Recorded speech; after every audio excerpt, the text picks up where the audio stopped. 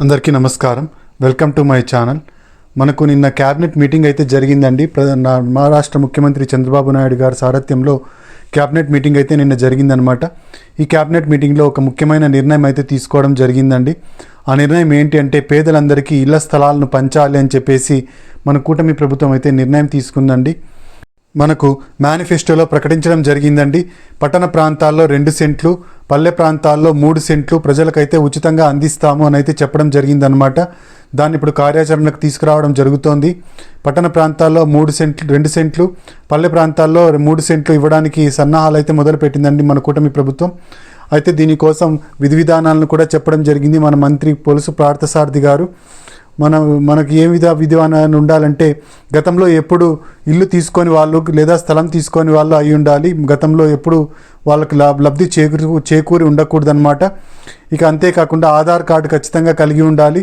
అలాగే BPL line కింద ఉండాలి, అంటే బిలో పావర్టీ లైన్, అంటే తెల్ల రేషన్ కార్డు కలిగి ఉండాలన్నమాట. తెల్ల రేషన్ కార్డు కలిగి ఉన్న వాళ్ళకు మాత్రమే మనకు ఇవ్వడం అయితే జరుగుతుందన్నమాట.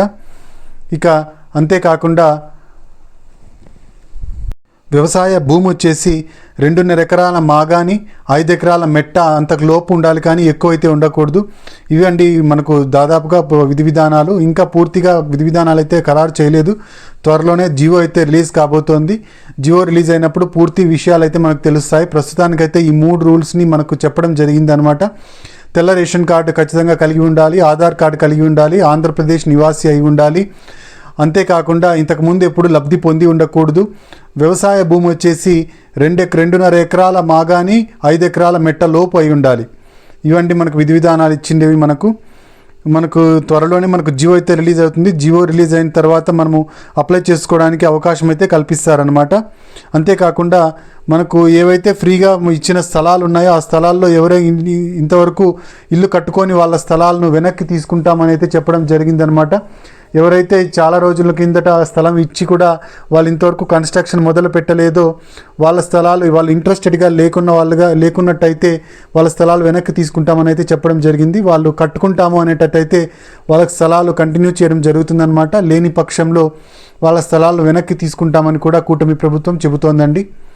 ఇదండి లేటెస్ట్ సమాచారం ఇళ్ళకు సంబంధించి. మీరు ఇంతవరకు నా ఛానల్ సబ్స్క్రైబ్ చేసుకున్నట్టయితే దయచేసి సబ్స్క్రైబ్ బటన్ పైన క్లిక్ చేసి గంట సింబల్ పైన ప్రెస్ చేసి ఆల్ పైన క్లిక్ చేయండి. దీనివల్ల నేను చేసే ప్రతి వీడియో యొక్క నోటిఫికేషన్ మీకు అందుతుంది. ఏపీ ప్రభుత్వ పథకాల సమాచారాన్ని మిస్ అవ్వకుండా ఉంటారు.